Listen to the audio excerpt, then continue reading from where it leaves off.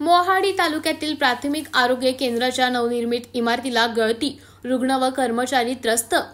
भंडारा जिल्ह्यातील नवनिर्मित प्राथमिक आरोग्य केंद्राला गळती लागली आहे। येथे उपचार घेणारे रुग्ण व काम करणाऱ्या कर्मचाऱ्यांना त्रास सहन करावा लागत आहे। मोहाडी तालुक्यातील प्राथमिक आरोग्य केंद्राच्या नवनिर्मित इमारतीला गळती लागली आहे। काम निकृष्ट दर्जाचे काम केल्याने ही समस्या उद्भवत असल्याचं कर्मचाऱ्यांनी सांगितले। आरोग्य सेविका पदावर रिक्त आहे इथं 4 वर्ष झाली आहेत मला इथं।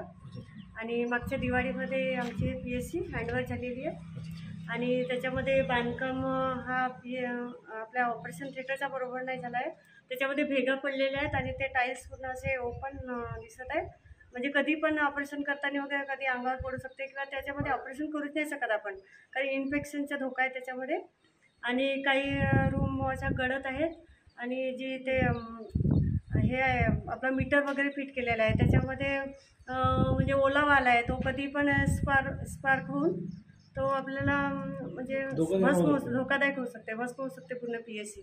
इलेक्ट्रिक शॉर्ट सर्किट होऊन दुसरा काय नाही। पंकज गलबले, मी इथं 8 ते 10 महिने होऊन राहिले इथं राहत आहे। तर इथं पायऱ्याला रेलिंग नाही आहे आणि वरचे जे पॅराफिट वगैरे आहेत त्याला रेलिंग नाही आहे आणि काय जागोजागी ओलसर जागा आहे।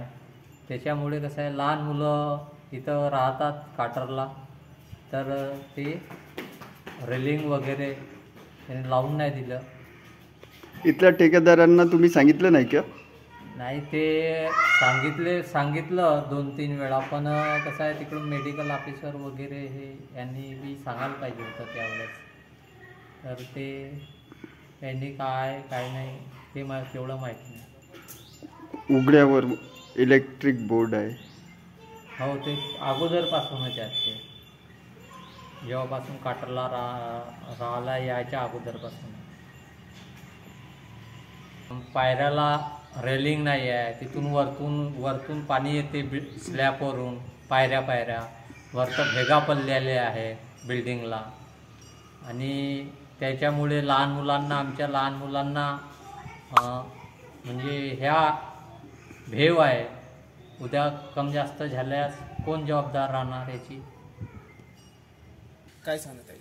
2014 साली मी जिल्हा परिषद सदस्य असताना मी शासनाकडे पाठपुरावा केला। जुनी इमारत जी होती ती पलकडेस आलेली होती आणि 2014ला या ठिकाणी 5 करोड रुपयाची पहिली इमारत त्यावेळेस मंजूर झाली होती। त्यावेळेस या इमारतीला कॉलमवर मजबूत बांधकाम होणार होतं, आपण नंतर शासनाच्या निकषाप्रमाणे याच्यात रॅम्प बनवण्यात आले आणि म्हणून त्याची कॉस्ट आज टोटल 9.25 करोडच्या घरामध्ये गेलेली आहे। ज्या पद्धतीने या ठिकाणी बांधकाम व्हायला पाहिजे होतं तो बांधकाम झालेलं नाही। हे आपल्याला पूर्ण जे PSC बघितल्याच्या नंतर आपल्याला दिसेल की ते पार्टेक्स कसे लावले आहेत, मोठ्या प्रमाणात तडे गेलेले आहेत, सीपेज सुरुवातीपासून सुरू आहे। आणि याची तक्रार सुद्धा माननीय परिणयजी भुके जे राज्यमंत्री आपल्या महाराष्ट्राचे होते त्यांच्याकडे केली। त्यांनी सांगितलं की सदर जो कॉन्ट्रॅक्टर आहे हेमंत माटे त्याला ब्लॅकलिस्ट करण्याची त्यांनी ग्वाही दिली होती, पण अजूनपर्यंत कोणतीही या ठिकाणी कारवाई झालेली नाही।